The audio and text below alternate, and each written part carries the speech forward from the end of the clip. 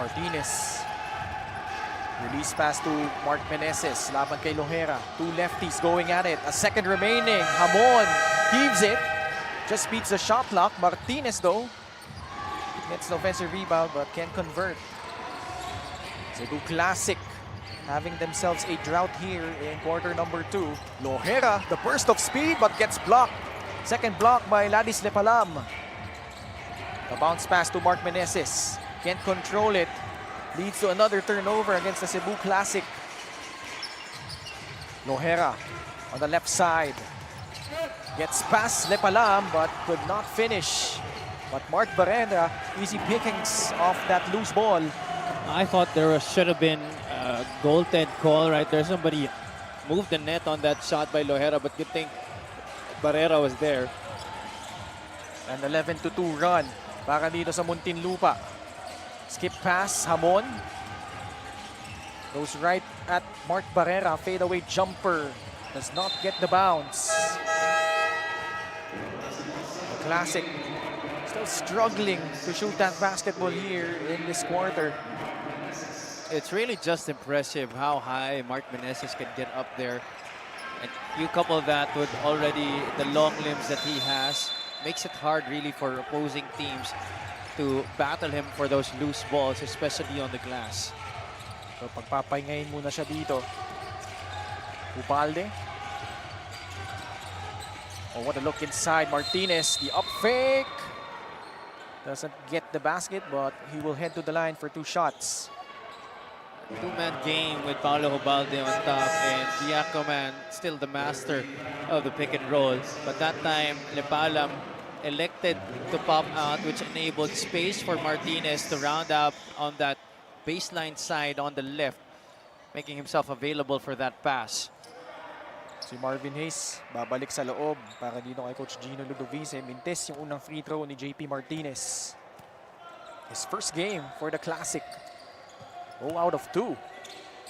So still just a field goal para dito sa Cebu here in the second quarter. See the second chance point. Cebu ang abante dyan.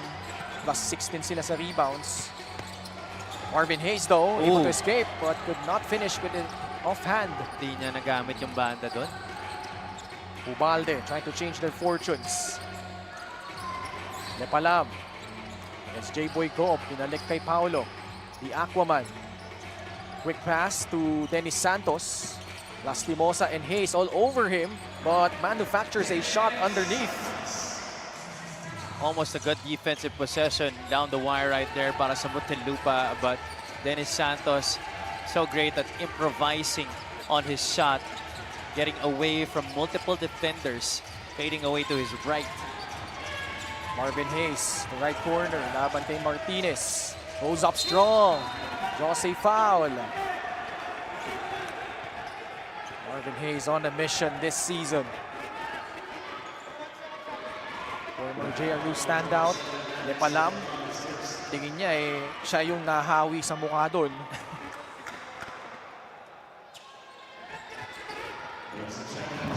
Let's look at it here. Hayes got past Martinez, and then the 2-foot jump. There was that right arm. Akala niya natamaan siya dun ni Marvin Hayes. I think it was perfectly clean, but Coach Mike Reyes and the Cebu Classic will be challenging this one. Yan na nga, we'll pause for a break. We'll be back for the result of the challenge.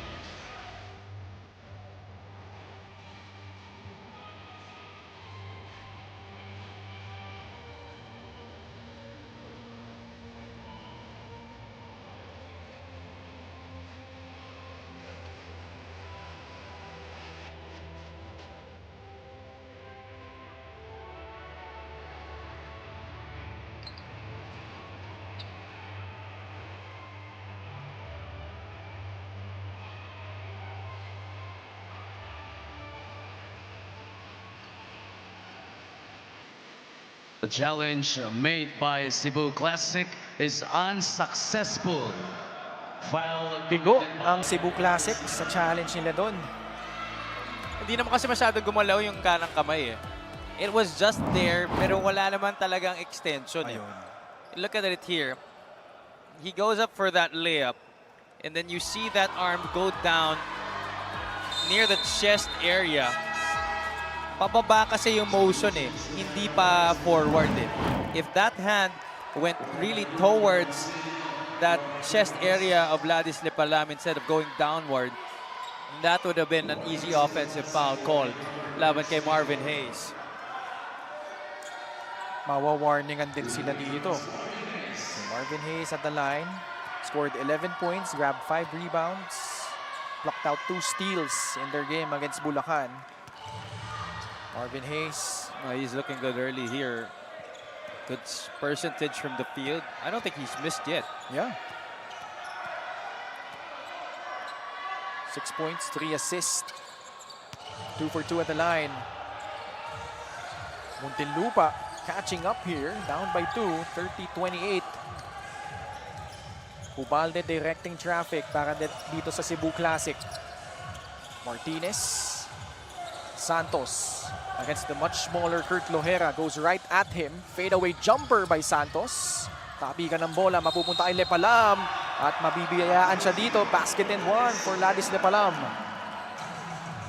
Wow, I'm very impressed with what I'm seeing with Ladis Lepalam. Aside from him being very aggressive, you see it in his face.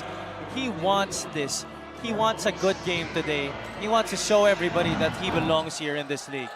Meanwhile, let's check in with Mika Abesamis. Ladis Lepalam is one of the guys na talagang pinupush ni Coach Mike Reyes. Sabi niya, eventually, I will need my bigs for the more challenging contenders. I talked to Ladis. Sabi niya, alam mo, hiyain talaga ako kahit dati pa sa Binil. Pero naiintindihan ko ang kailangan ng coaches sa akin dito.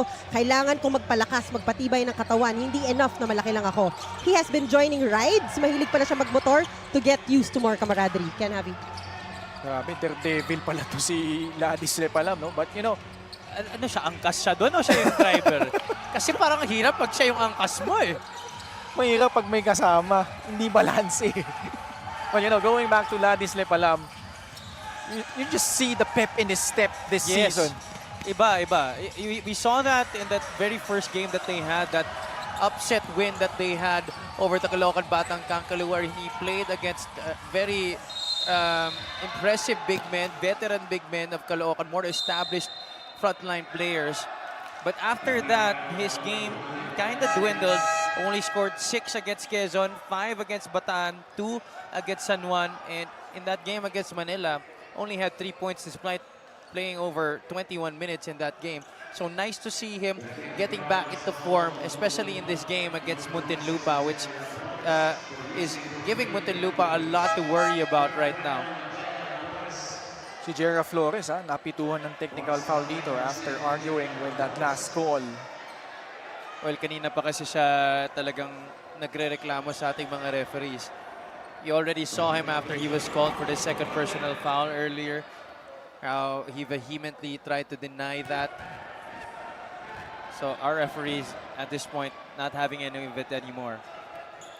You know, going back to Ladis Lepalam, you get the impression before, especially when he was with Benil, he was more of a lumbering big man. Medyo hirap na hirap siyang gumalaw. But here, hindi naman, he's not the quickest Javi in terms of that possession. But you could just see the desire, the pep in his step, and just the way he moves. So much better para dito sa Cebu Classic. LGR is the official outfitter of the Mpbl. Dahil nga, I think it's because of his added strength, which he has been working on, as reported by Mika. Coach Mike expecting him to really build up on that as Barrera scores there para sa Muntinlupa. Because tama nga siya, Lepalam will be very crucial. You have a 6'9" guy. If you're able to do those kinds of things against the top-tier teams, then Cebu will be a handful for sure. Titignan mo sa South Division, meron kang Eric Camson. Sa Quezon, you got those plethora of frontline players. Oh, si ano pa lang si Joseph Gabayni pa lang Matinding matchup na yun para sa kanya Parang kaabang-abang yun, no? Maganda nga yun. I'd love to watch that. Yes, just some of the wrinkles that we have this season. We've had a lot of pulsating finishes, just like yesterday. As we see Kantimbuhan jack up a 3, missing everything. Puroy Katimbuhan has not done a lot yet here in this game, only with 3 points so far. He started this game para kay Coach Gino Ludovice, but has not yet made a significant impact. Mendoza gets it to Santos. Swing pass to Paulo Hubalde. Punta sila sa ilalim. Lepalam trying to locate Mendoza. 5 on their shot clock. Ball loose. Kantimbuhan is ahead. Oh, what a challenge by JP Martinez. But also a foul.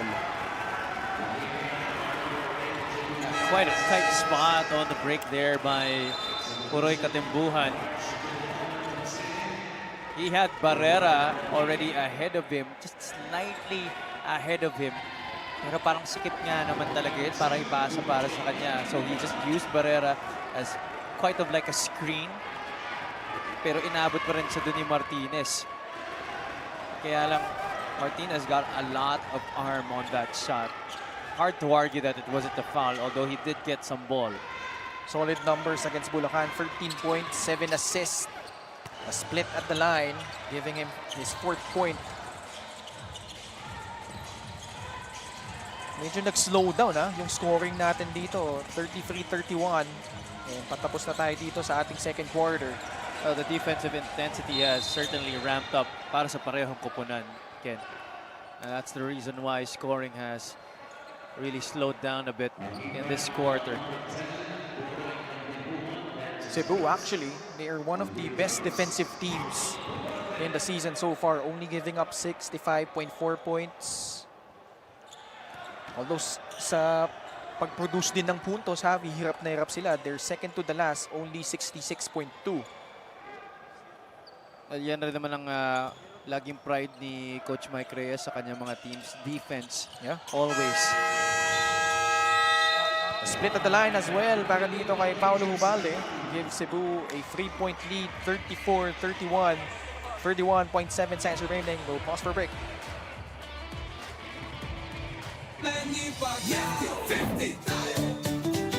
Para sa 100% pag-unlad, para sa 100% pagbabago, para sa 100% paglilingkod, para sa 100% Pinas. 50 tayo! 50 si MB! Kahati mo, si Manny!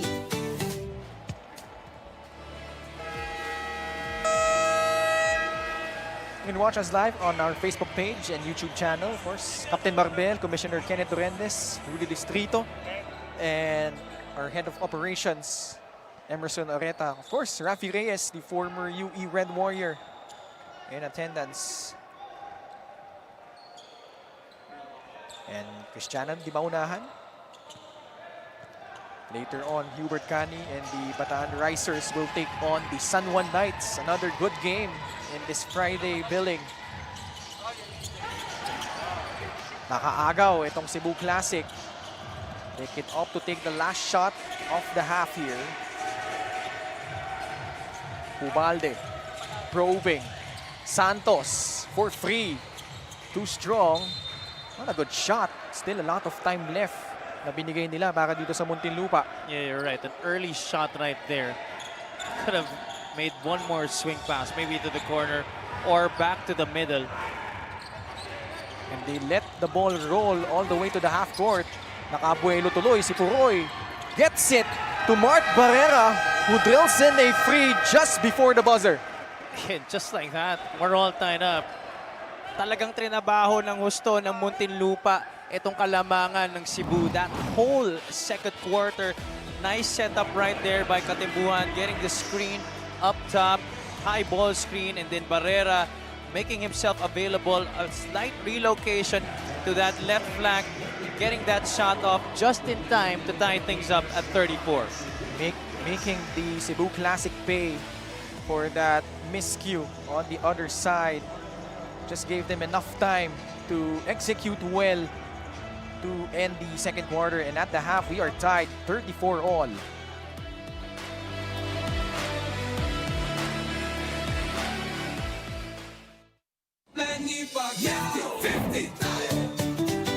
Para sa 100% pag-unlad,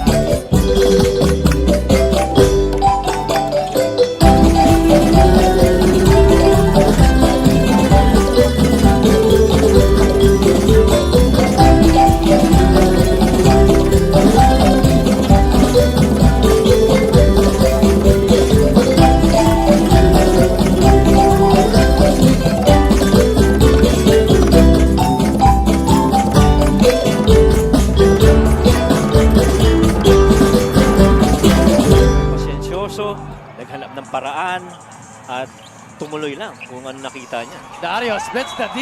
Checo, Dario! Basket and one! Oh man, see that, Jake? Strong finish. Wow. Coming from the former Meralco ball. That counter, he knew that help was gonna come in and he wanted to split that defense and then finish through contact. Perez going middle and spinning the baseline side. Ashton Andrews. Look out! Ashton Andrews with a through-handed slam. Oh, don't you just love the athleticism being full display here for Ashton Andrews. And you could really sense yung mentality niya, no? He's not even bothered by the lead. He plays really hard. Oh. The screen. Gabo, the drive, the kick to Josh. Fontanilla for three. No!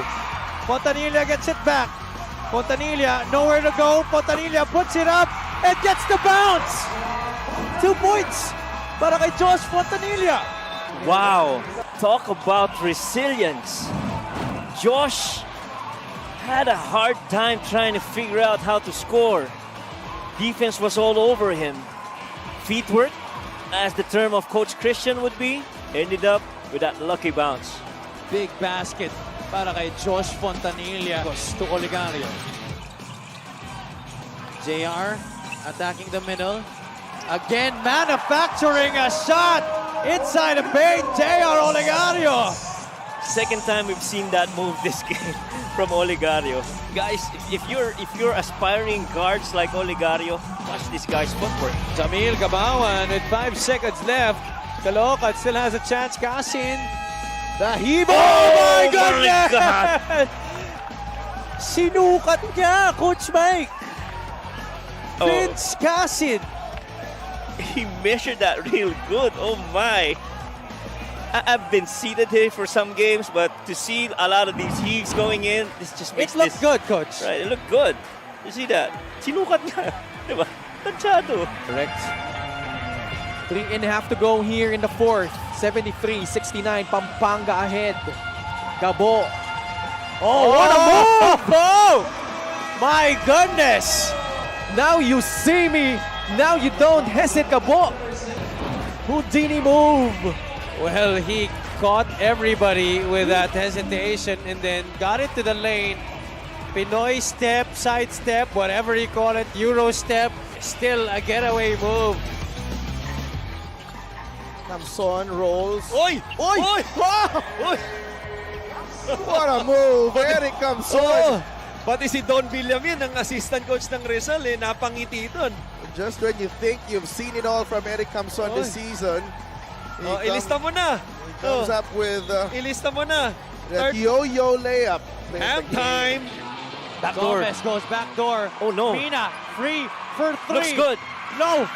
The tap goes to Mabulak. Pangasinan with a chance here. 3-second differential between shot clock and game clock. De Gregorio goes to the corner. Galanza knocks down the three-point shot. 94-92. Wow! Ilagan had that shot. This backdoor and that feed for Allen Mina, Javi. That was a wide open look for Allen Mina. And it looked good. But here, the Cowboys, hindi nila nailagan itong three-point shot Oo. ni Bong Galanza. But I mean, you have your two best shooters right there. One perimeter guy in Mike De Gregorio and a three-pointer in Galanza. On that drive by Axel Inigo, you don't already tell the defensive philosophy of the Rice Vanguards. They are not allowing a straight line drive with your strong hand. You want to drive, you got to drive with your left hand. oh!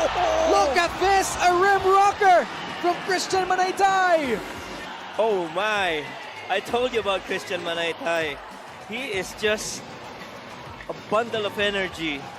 Not just on the defensive side of the floor, he just scores on different ways, including that emphatic finish to the rim. Look at this one right here. Good ball movement. The fine Tosi to Manaytay. The hammer there to the delight of the Novo Exijanos. Boys, 10 seconds left. No timeout called. De Gregorio has the basketball against Josh Giab. De Gregorio finds Mabulak, and Mabulak gets the 2 points. 96 to 94. Oh, wow. 1 second left. No timeout for the Cowboys. The heave for Mina. And that's going to do it. The Heat Waves walk away with a victory. What a series of plays right here. Look at Mike was running down the middle. Oh man, that action too.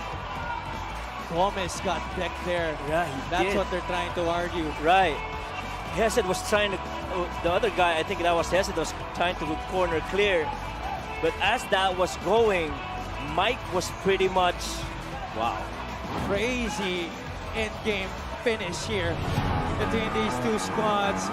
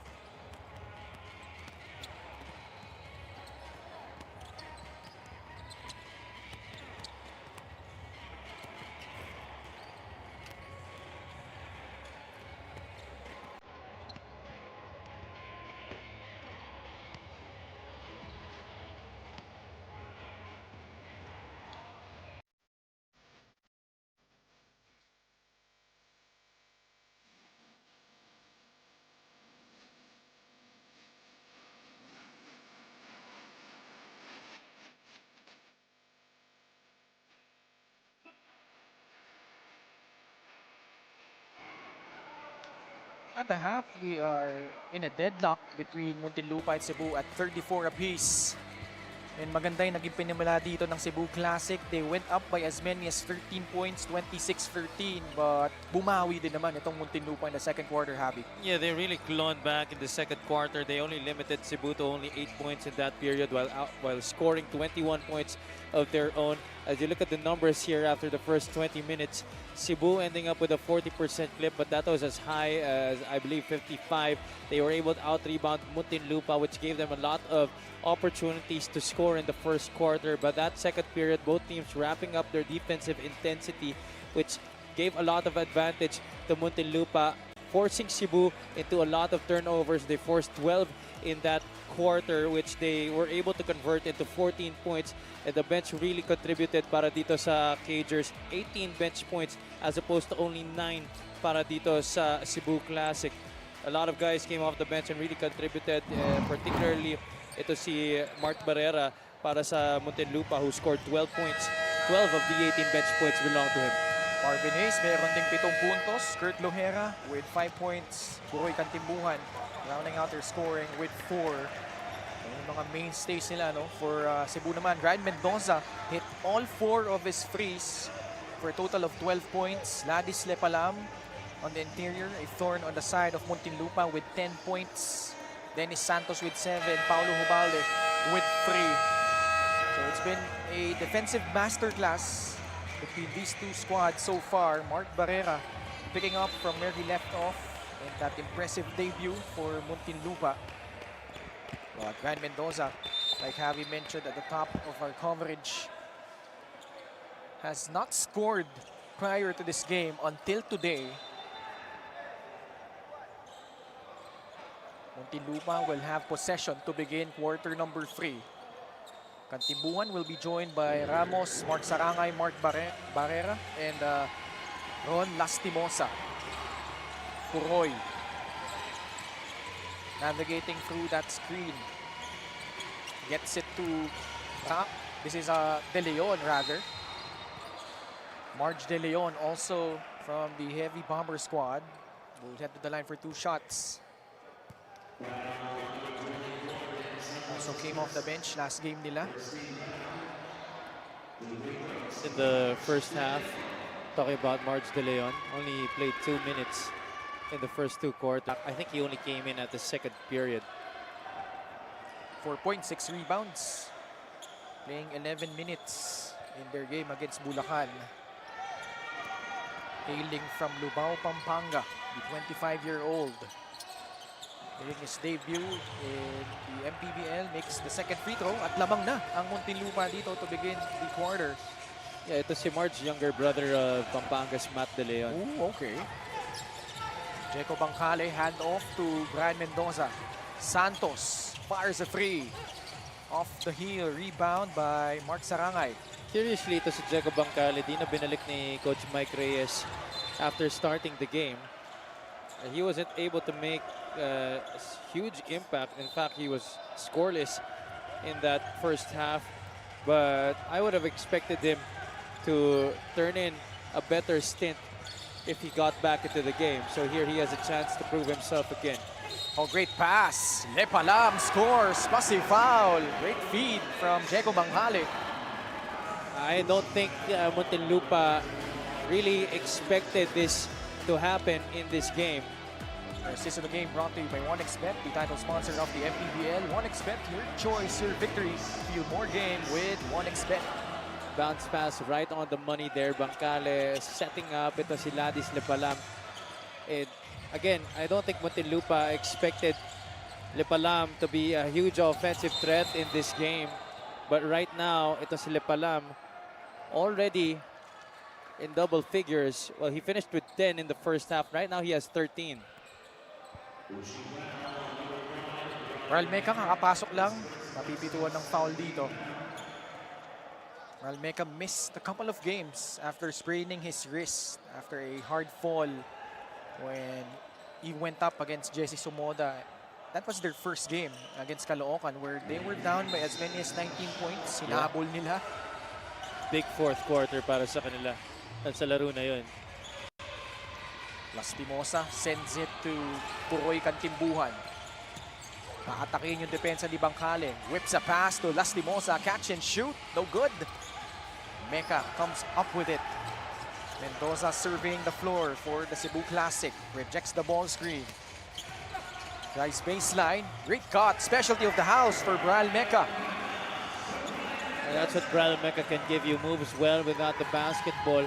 That time, Brian Mendoza not forcing any shot. Saw that his teammate was cutting. He made the right play there. And now he gets the rebound. Gets it to Brian Mendoza. Thinking free. Nilabas niya muna kay Dennis Santos. Asking Lepalam to clear out. Bangkale, laban kay Kantimbuhan. Pulls it back out. Humihingi ng pick galing kay Lepalam. Palam, free throw line jumper, short. Sarangay gets the rebound, gets fouled from behind by a former Cardinal himself, Jeco Bangkale. Two different generations of Mapua Cardinals and Jeco Bangkale, Mark Sarangay. That wasn't a very good decision by Jeco Bangkale. Fouling Mark Sarangay, unnecessary contact. We pause for break, Cebu ahead by 4.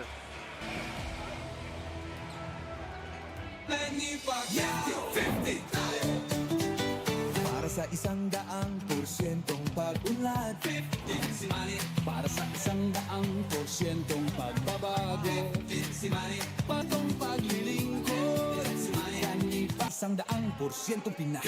50 tayo! 50 si Emmy! Kahati mo, si Manny!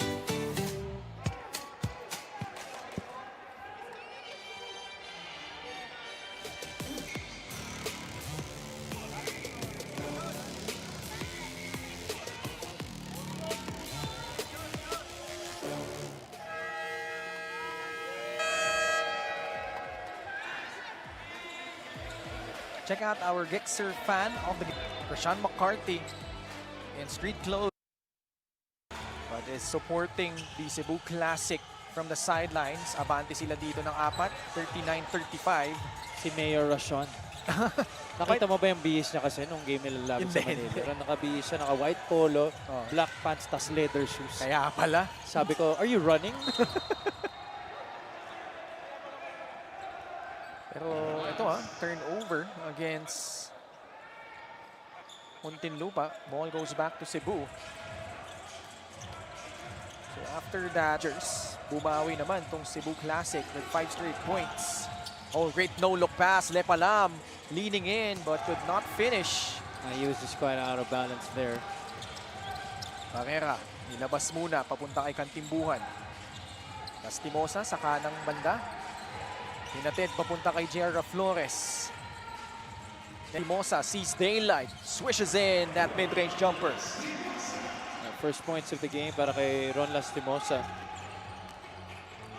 Isa sa mga inaasahan dito ni Coach Gino Ludovice.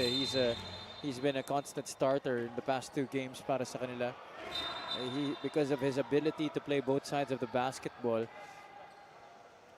And yeah, Ron Lastimosa, he hit that 4-point play. The first basket that really ignited that run of Muntinlupa against Bulacan. That really started it all. Bral Meca will have action. Homegrown ito si Bral Meca from Danau City. Santos. Naibigay niya kay Brian Mendoza. Laban kay Lastimosa. Mendoza. They're really looking for Ladis Lepalam here, Javi. There is a conscious effort para dito sa Cebu to really locate their big man. Kaya na maganda dito kay Lepalam. Hindi naman niya pinapahiya ang kanyang mga teammates dito. He's really finishing those plays. Our play of the game brought to you by 1xBet, the title sponsor of the Mpbl. 1xBet, your choice, your victory. 1xBet. Easily already his best game of the season. Might be the best game of his Mpbl career so far. Oh yeah, for sure. Came in this ball game averaging 5.2 points, 6.8 rebounds. Actually, serviceable numbers yan eh. But here, just breaking out today against Muntinlupa. And he's going up against the likes of Mark Sarangay, Jera Flores, Marvin Hayes. So it's not like he's facing not much resistance here. As you see, Flores, sumugod, gets it back, wala pa din. Sarangay goes up, gets it in. It looks like Flores might have injured.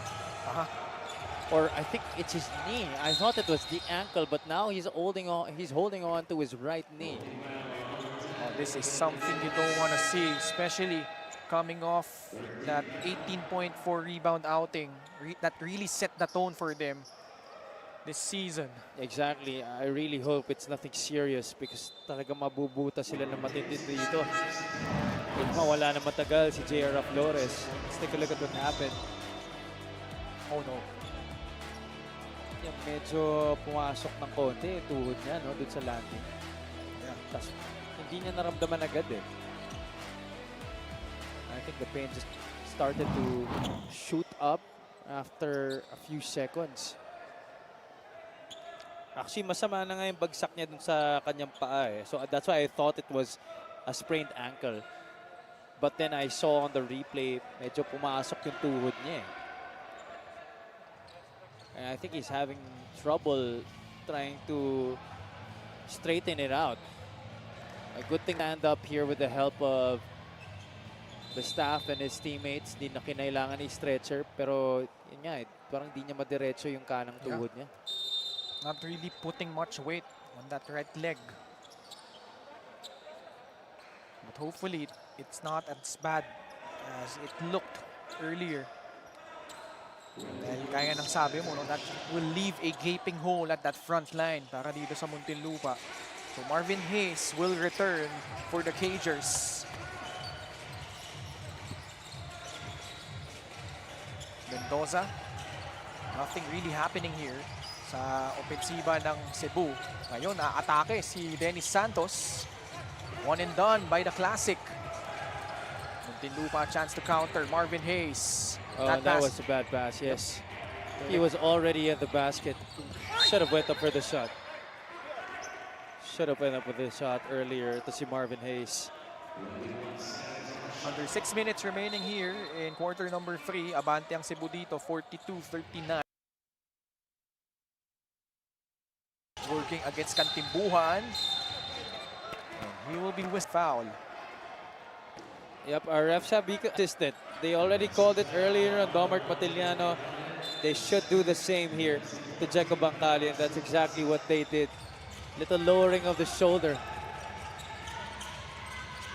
Pantimbuhan. Probing. Nahanap si Marvin Hayes. Quick catch and shoot. Kapigan ng bola. It will end up with Cebu. This has been a very high-quality game, Ken. There's no surprise para sa akin with what I'm seeing. Both teams really playing splendid on both sides of the floor, especially on defense. Talagang pinapahirapan nila ang isa't isa dito. Yeah, you kind of get a sense na coming into this game na medyo evenly matched tong dalawang ito eh. As you see here, Lepalam. But you know, there were some questions, of course, for Muntinlupa. Yung real identity nila coming in. Of course, they blew out Bulacan, who did not offer much resistance in their opening game. But here, medyo nakikita natin how they're responding to these runs, to these big leads so far nitong Cebu Classic. Nakausap ko naman isa sa mga coaches nila kanina, and they were saying that this was the game that they really marked on their calendars. Alam nila na dito talaga sila una masusubukan. This video brought to you by Extreme Appliances, ang subok at kumpletong appliance brand ng Pilipinas. Ladis Lepalam now with 17 points. Doesn't get the bounce on the second though, pero meron din siyang 6 na rebound. He has been a matchup nightmare in this game, and there has been no need for Cebu to use Ken Holmqvist in this game because of the stellar play that Ladis Lepalam has been showing us this afternoon. We've been waiting for this guy to explode, Domart Matiliano. Only the second basket of the game para sa kanya. Good way for him to maybe get going. That was a good open look. Tough shot by Bancali. Nakuha ni Marvin Hayes. Numbers here for Muntinlupa. Matiliano nilabas. Ramos. Domart sets, fires, and scores from downtown. Just like Ryan Mendoza, Domart Matiliano absolutely loves those corners. Domart now with 7. That's 5 straight points para sa kanya. Labang na dito Muntinlupa, 44, 43. Boom, boom. Biniri Lepalam. Wow! What a ball game for Ladis Lepalam. Well. Napapakamot na lang ang ulo dito si Coach Gino. And you rarely see him really take those shots early in the shot clock. I don't think I've ever seen him take those kinds of shots. Iba talaga yung nagbibigay ng kumpiyansa eh. Meanwhile, Kurt Lohera answers with a mid-range jumper of his own. Lamang na naman ng Muntinlupa, 46-45. Let's see if they look for Ladis here. Meneses. Oh, what a spin! Leaving Lohera in the dust. He was overplaying him. Ito si Kurt Lohera. As soon as Meneses put that ball on the deck, Lohera really forced him to go to that side, and that was a good read by Mark to go for that spin to the right side, his offhand. A lot of lead changes in this quarter. Matiliano, papunta kay Ramos. Mintes yung kanyang tres. Meneses, no numbers here. Naghanap ng papasahan. Goes to Jeco Bancali. Against Mark Matiliano. Approaching the 3-minute mark of the third. Tres galing kay Jeco. Off to the right. Lepalam again. Off the glass. But that time will not work. Matiliano. Again, from mid-range. Way off. And Cebu Classic will try to settle things down here. Up by 1. Santos. That was a good intention, but hindi sila nagkaamuyan. Maigin ni Jeco Bancali doon. It's a great move of the game, born for greatness. This was the spinneroo by Mark Meneses. Eksena doon, si Kurt Lohera. And no rim protector right there para sa Muntinlupa. Because everybody from Cebu was also outside of the 3-point line, kaya wala ring nakabantay na nakaputing jersey doon sa loob para sa Muntinlupa to stop that shot by Mark Meneses. Oh, Marvin Hayes, great take, but could not finish. Matiliano sends it to Kurt Lohera. Gets blocked by Mark Meneses, the leading shot blocker of the Cebu Classic. So far, Meneses in this quarter has had the number of Kurt Lohera. Imagine mo naman itong Cebu, umupo si Landis Lepalam. Ang pumalit naman is ring matangkad and Kent Holmquist. You can't leave this guy wide open. Mark Matiliano with his second triple. Especially when he has it going like this. Anong kabilis, Javi? 10 points agad si Mark Matiliano. 8 points here in the third quarter. He's up, Boom Boom Tampos underneath. Obviously, Boom Boom Tampos after that impressive performance in that game against Caloocan. Everybody now having the attention of Boom Boom Tampos. Kaya naman hindi pa siya nagkakaroon ng equally good performance after that, as a score is made there by Dennis Santos, but he's down. Yep, clutching on to his right ankle. That's not a good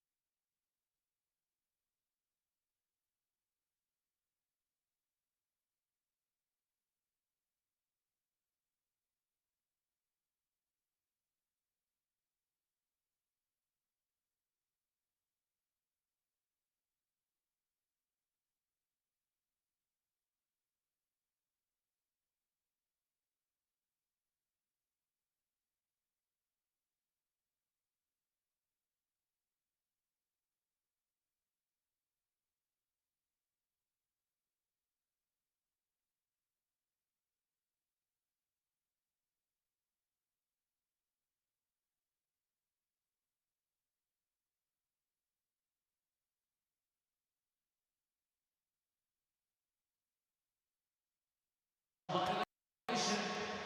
been a war of attrition between these squads. Indeed. Maganda naging palitan. And it's not like any team is giving an inch. Both teams are really giving it their all. Talaga maganda lang talaga ang pinapakita nilang pareho. Under a minute remaining.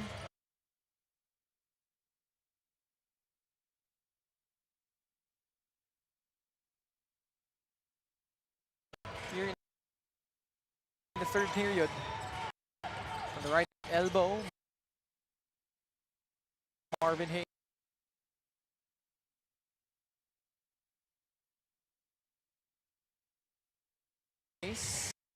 Naghahanap ng papasahan.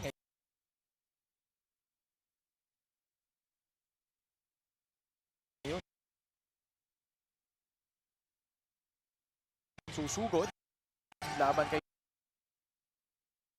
JP Martinez. Multiple pump fakes. And able to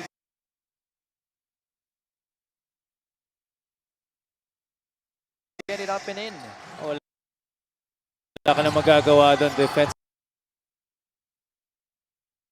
You had two guys in front of him.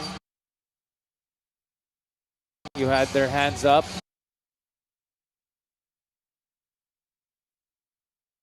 But Hayes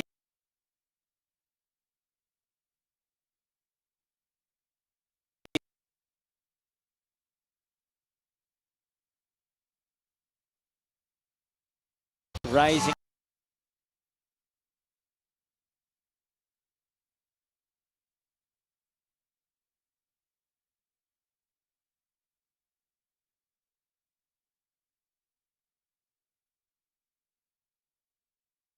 up.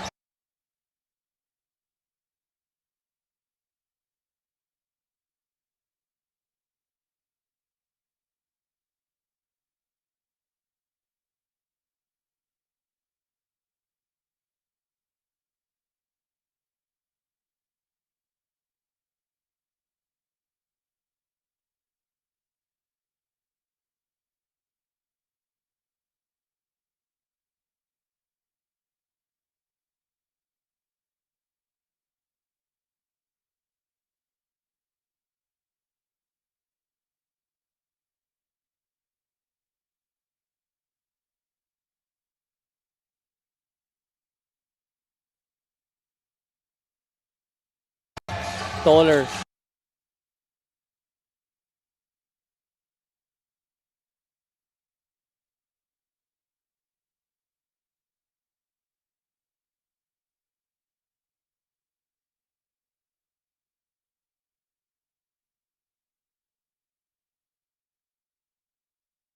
Than the both of them. 10 points for Marvin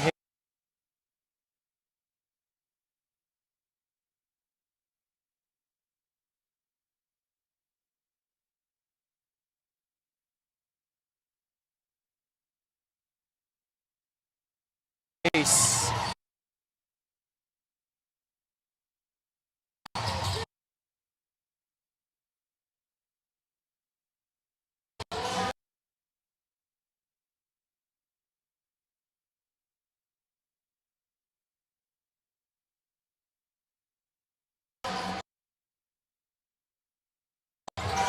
Ubalde.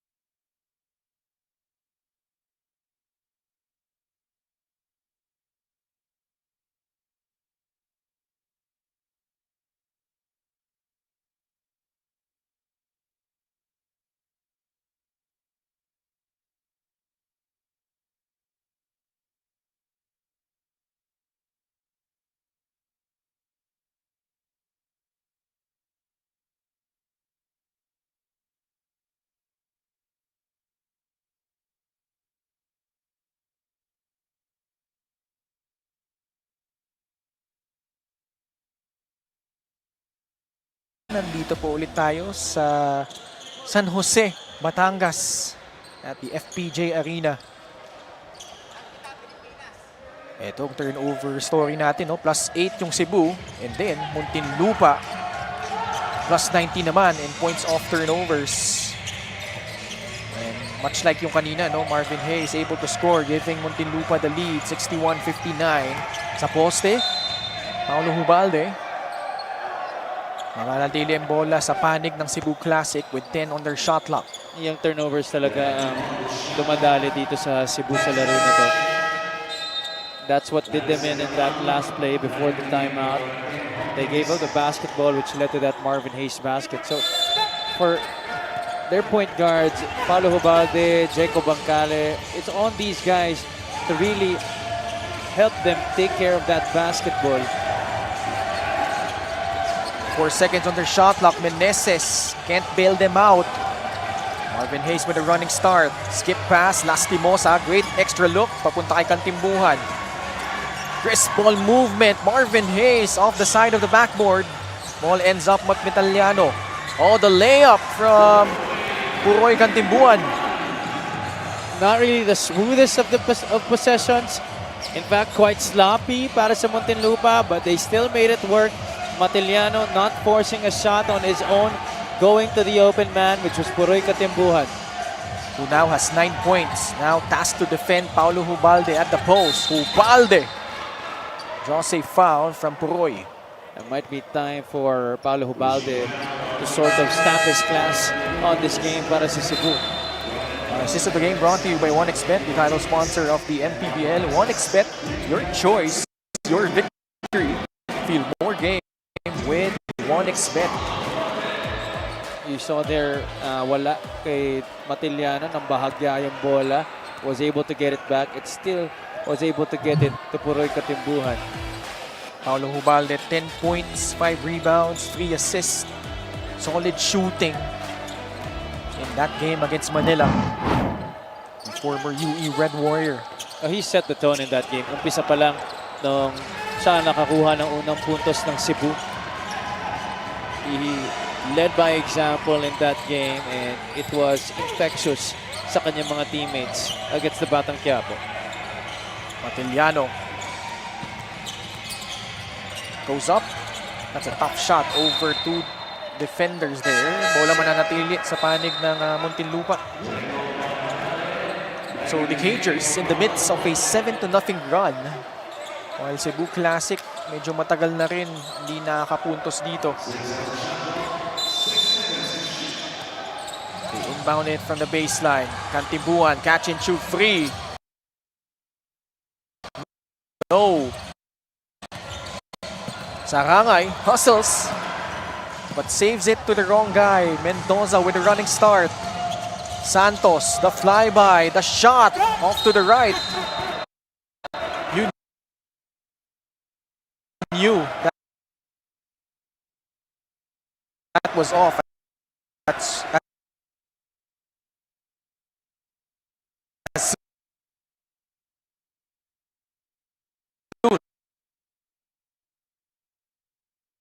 as it left his hands. Parang nandulas sa kanya yung bola dun sa tira. Hindi maganda yung hawak niya dun sa 3-point shot na yun. And a foul called against Bubong Dambus on a push on Ron Lastimosa. Third foul against Boom Boom. 6 minutes remaining here in the fourth quarter. Lastimosa against Boom Boom Tampos. Takes that shot from beyond the arc, knocks that one down, and si Ron Lastimosa finally on the board, 5 points. You can't go under against Ron Lastimosa no matter how bad he's been shooting from the field. Sinagot naman agad ni Brian Mendoza. Well, it's been a while since we've seen a 3-point shot from Brian Mendoza. That's his first 3 points since the first quarter. Made 4 threes in the opening frame. Has a total now of 15 points. 5 tres. Nakaagaw dito ang Cebu. The Bounce pass, masyadong malayo para kunin ni Grind Mendoza doon. Dennis Santos was wide open.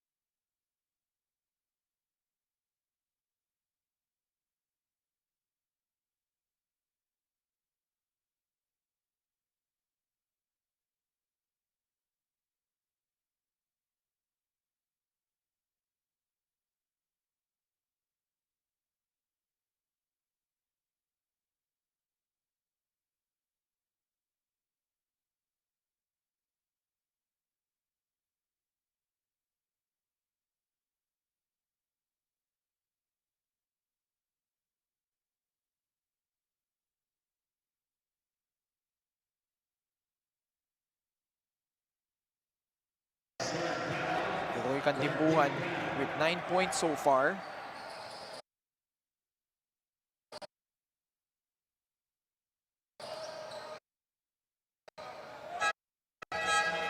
Last time we saw him was with the Cagers, pero itong laban nila against Bulacan had 13 points, 7 assists, 11 of those points coming in the second half. Kantimbuhan missed out the last 2 seasons. He is back.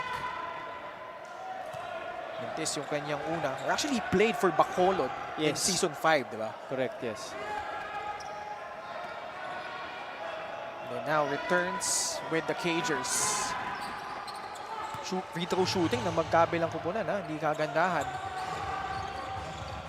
For Cebu, this has been a constant problem, and for Muntinlupa, looks like this is really something that they're gonna have to work on 2 games into the season. Mendoza draws contact against Ron Lastimosa. Huli. Third foul against the former Bataan Riser. It's nice that ito si Grind Mendoza, without Rashawn McCarthy in the roster for now, is getting the opportunity to really show out dito para sa Cebu. He's getting the touches, he's getting the looks, and he has been knocking them down in this game. Again, like we mentioned, if you guys just tuned in, he hasn't scored prior to this game, and they've already played 5 times this year. Ngayon pa lang nakapuntos ito si Grind Mendoza. Now, 17 points. Perfect from downtown, 5 out of 5. And also perfect on this trip. 3 out of 3 from the line. Yung tanging mintis niya lang dito, yung layup kanina in the second quarter. He went up for with the right hand. Actually, that also had the chance of going in. Medyo short lang ng konti. Under 4 minutes remaining here in the fourth. Saka nga.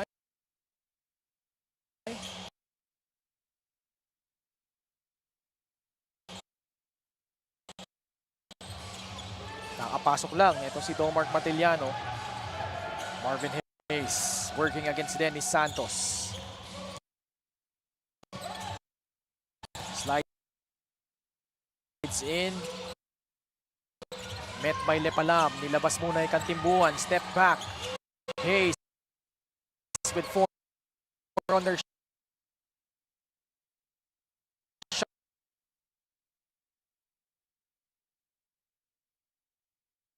shot clock. Big free by Marvin Hayes. It hasn't been easy for both teams to score in this game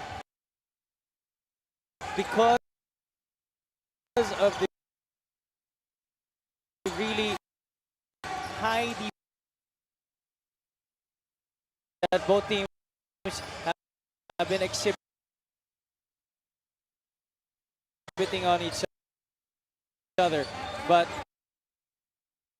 you love that guys like Marvin Hayes have been answering the call para dito sa Muntinlupa Cagers and hitting those big shots. Bangkale tries to answer. No. Mecca, nilabas muna kay Dennis Santos. Replay on. Matiliano gets fouled. But Cebu not yet in penalty. That's their last foul to give.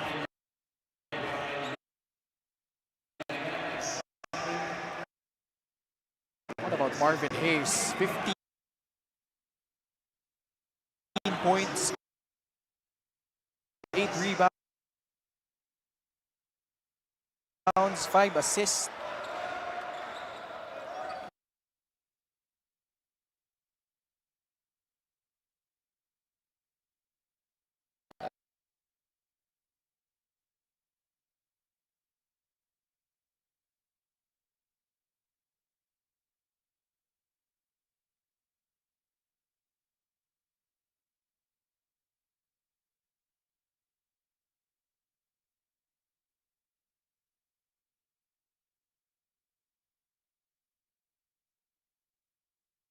That's been his calling card for some time.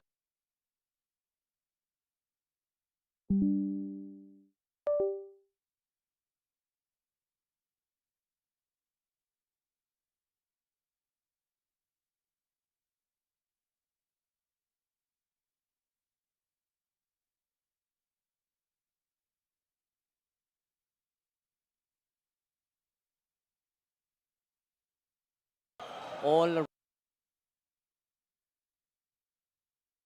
around excellence.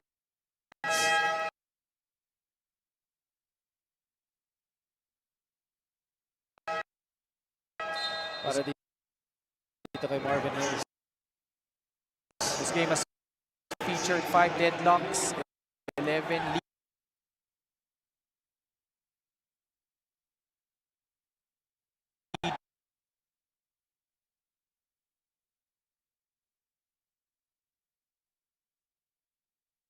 Changes.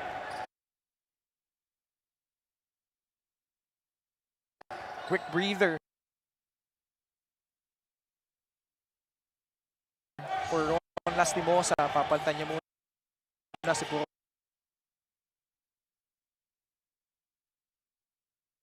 may kantimbuhan.